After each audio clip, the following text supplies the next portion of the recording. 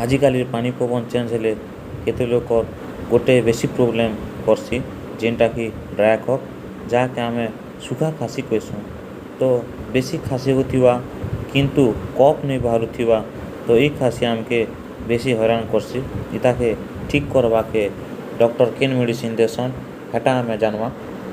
एंता जदि होथिबा से लोग के तो गोटे सिरप आउ 2 प्रकार टैबलेट देले कमी जेसी। से सिरप हला डेक्स्ट्रामिथोफेन तार कॉम्बिनेशन सिरप खाइले कमी जेसी। जार ब्रांड हला ग्लिंटस तार डेल्टस डी आस्ताकाइन डीएक्स एटाके 10 ml दिन के 2 थर की 3 थर दिया हेसी।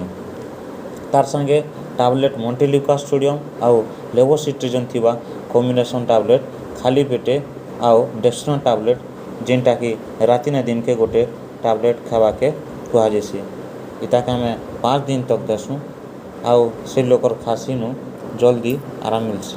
एंता मेडिसिन विषय जानवा के हमर चैनल के लाइक करन सब्सक्राइब करन। Thank you.